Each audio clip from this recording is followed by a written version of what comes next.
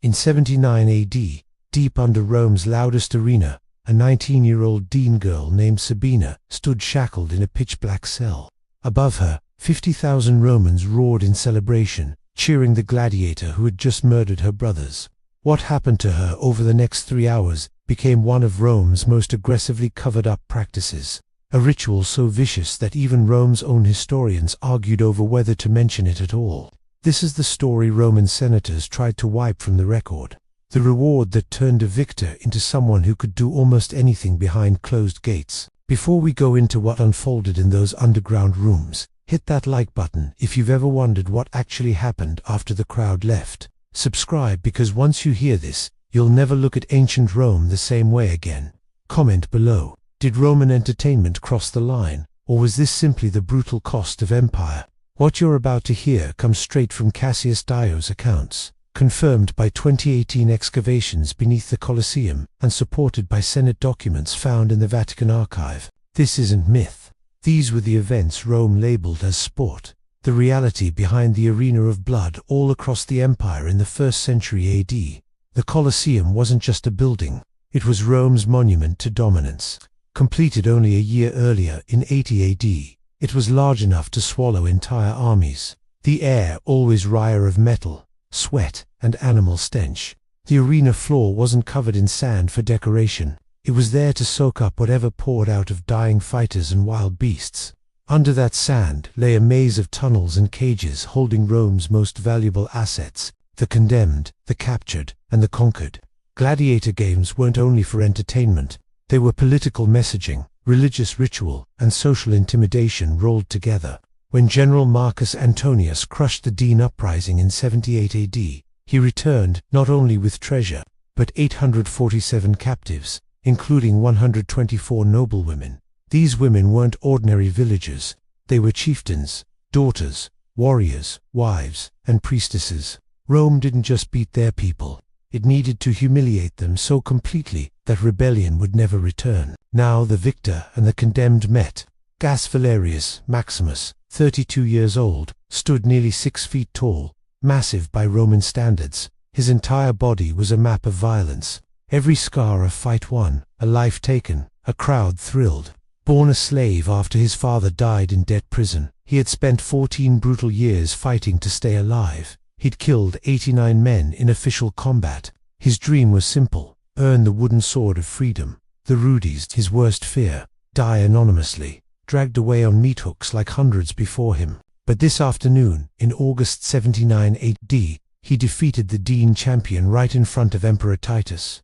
His reward followed standard protocol: 500 denarii, a laurel wreath, and first selection among the captiva female prisoners.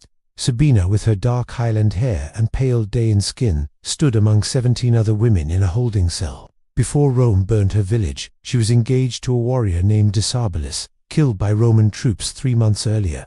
Now she waited in silence, her world gone, her future erased. She wanted nothing except dignity and death. What she feared most was becoming entertainment for the crowd that had cheered her people's destruction. That morning, a guard informed her she'd been picked for the afternoon's event. She didn't yet understand what that meant. She was about to learn that Rome's version of mercy was far more horrifying than its cruelty. This wasn't about individual lives. It was about psychological warfare.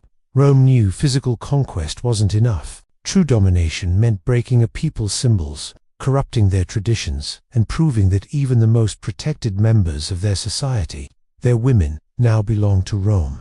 This wasn't random brutality. It was targeted dehumanization, a message broadcast across every conquered territory. Resisting Rome is pointless. Losing to Rome is absolute.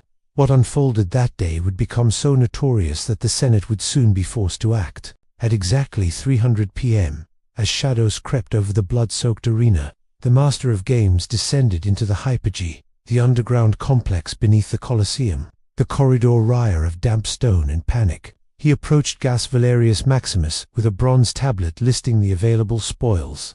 Gaius's hands still shook from battle, adrenaline still burning through him. The emperor honors your victory. The official recited, by imperial tradition, you're entitled to the spoils of conquest. Choose. No one there knew this routine choice, repeated hundreds of times before, would spark a crisis reaching the Senate floor within weeks. The tablet listed the rewards: gold, wine, a night in a proper bed, or Victoria Carnell's, the carnal privilege granted to the victor.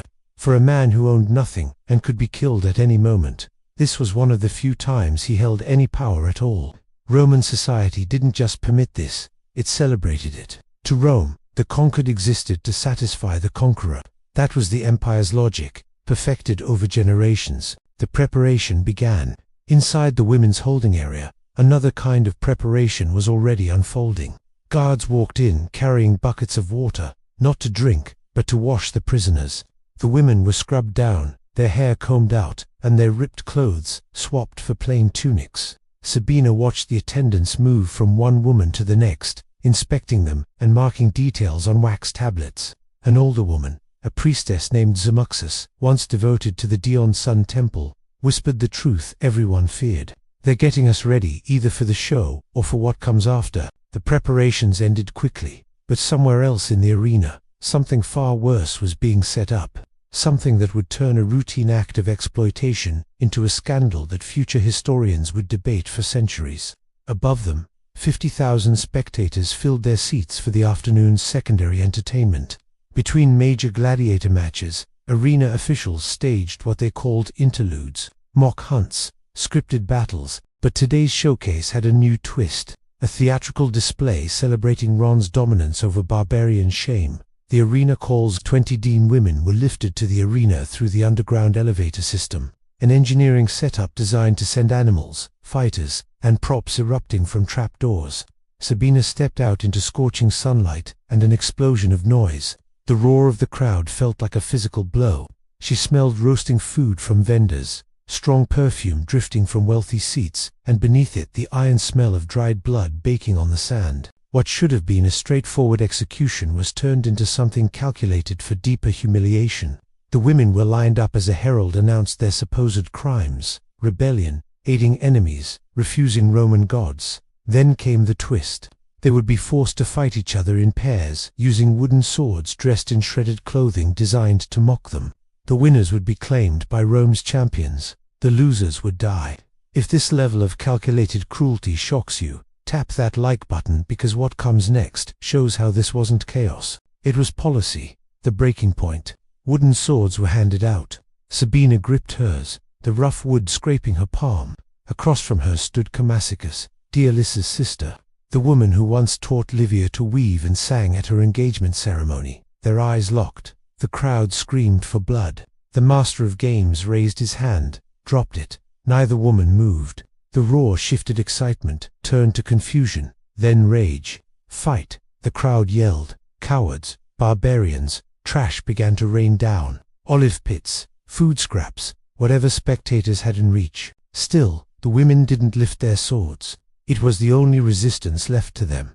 Refusal. For 90 full seconds, the greatest empire on earth was publicly defied by two unarmed women standing still. Then the guards stormed in. The stage drama dissolved into real violence. Camacicus was struck from behind with the flat of a sword, collapsing to the sand. The crowd cheered. Sabina screamed and rushed toward her, letting the wooden sword drop.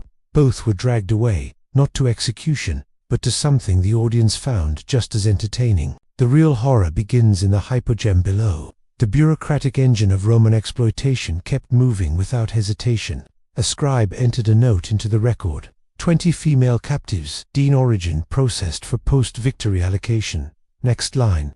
2 resistant transferred to private chambers for champion exclusive use. What came next became Rome's most polished system of dehumanization. Human beings reduced to inventory. Sabina and Camacicus were separated, each taken to different rooms. Small stone chambers with benches, iron rings embedded into the walls, and doors locking only from the outside. They were clean, organized, and terrifying precisely because everything was planned. This wasn't improvised cruelty. These rooms were part of the arena's design, just as intentional as the lion cages or gladiator lifts. At 4, Gas Valerius Maximus entered Sabina's chamber. The door opened, their eyes met. He was still in full arena gear.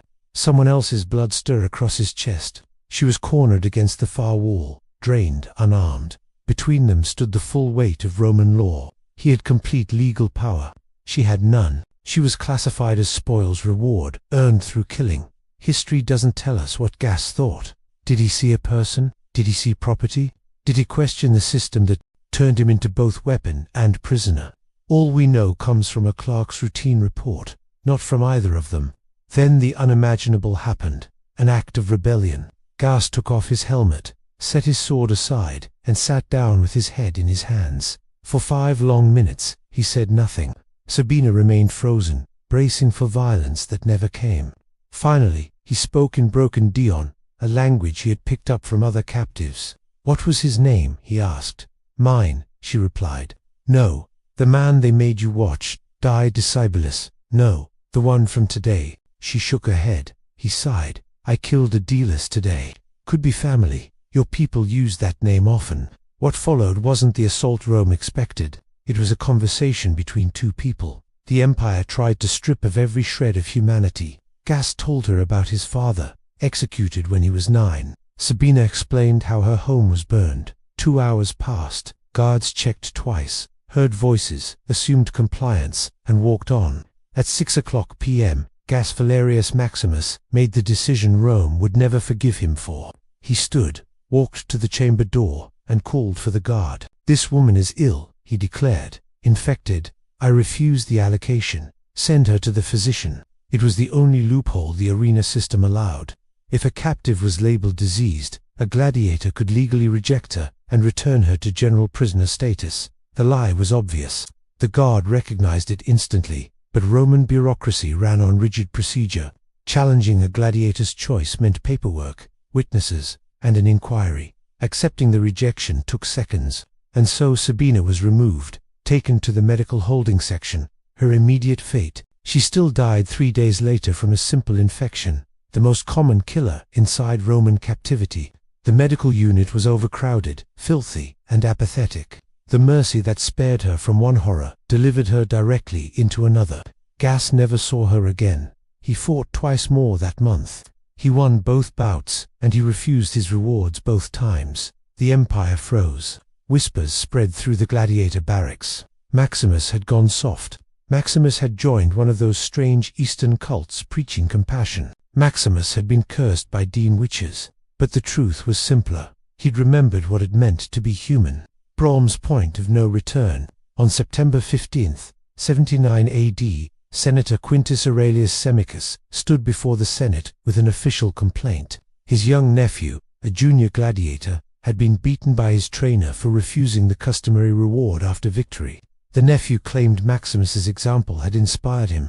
The trainer insisted he was simply enforcing proper Roman values. It was a trivial case, barely worth discussion, except for one thing. It forced Rome's most powerful men to publicly acknowledge a practice everyone knew existed, but no one ever spoke about. Senate records, the sanitized versions that survived, mention a debate about the appropriateness of certain customs regarding defeated female captives.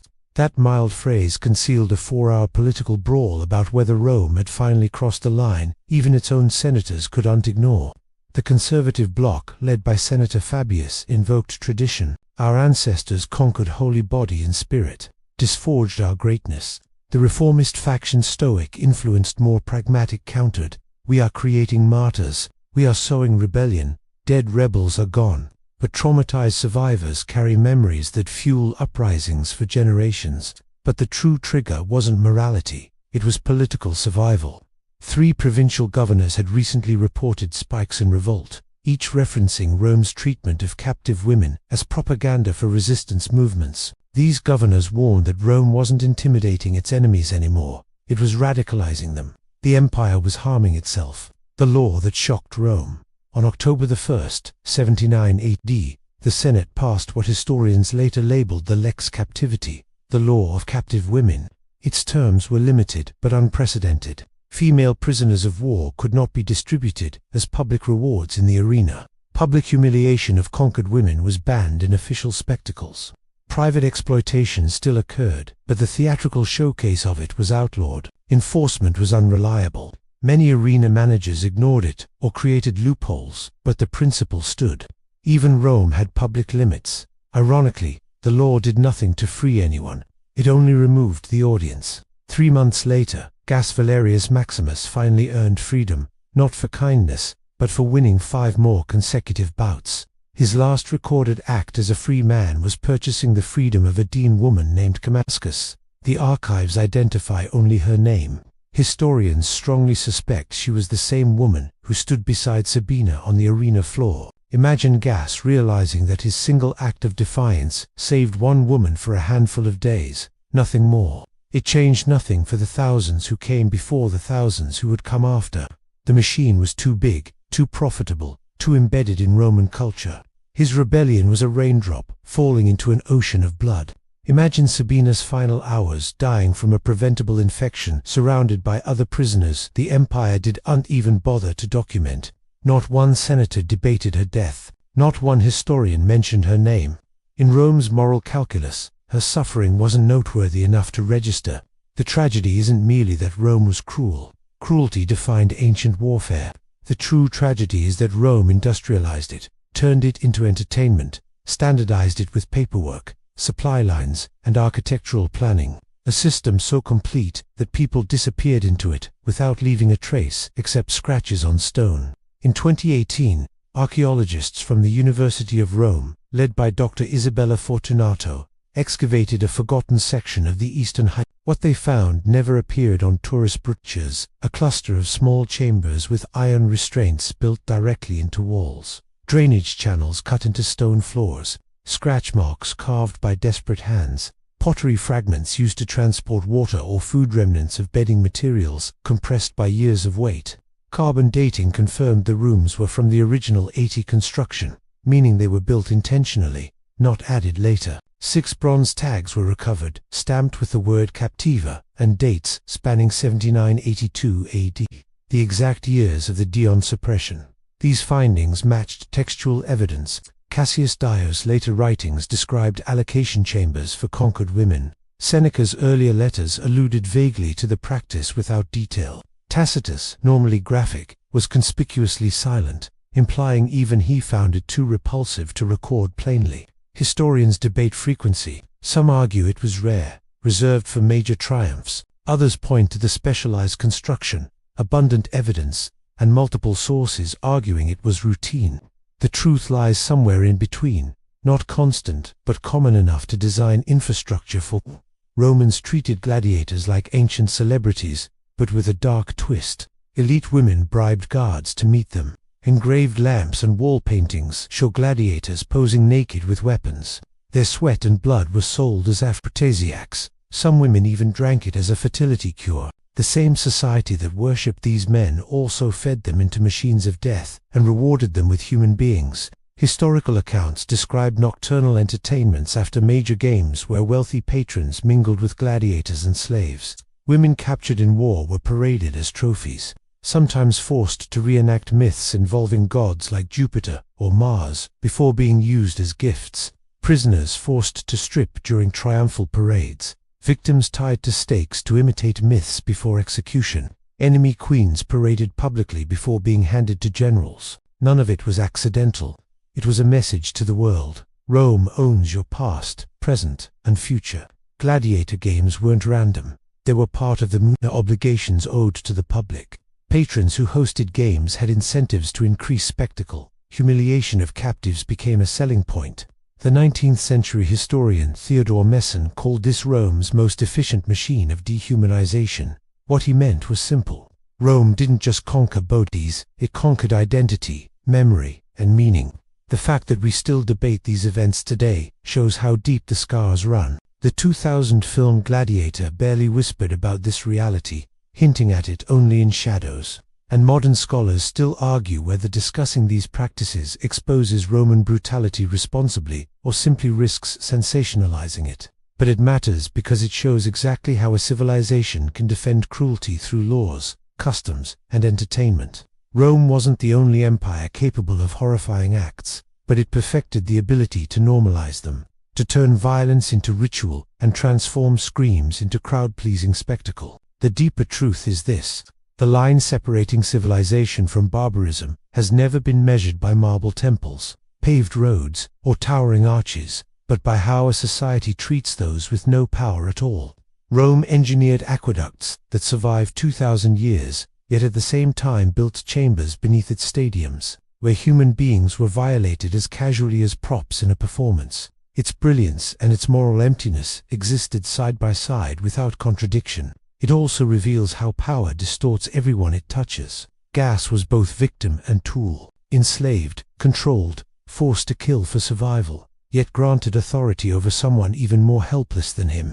The system twisted ordinary people into instruments of cruelty and turned human suffering into entertainment.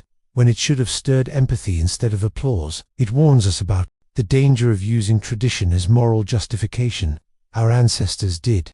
It became Rome's answer to every ethical question until habit replaced humanity and atrocity became routine.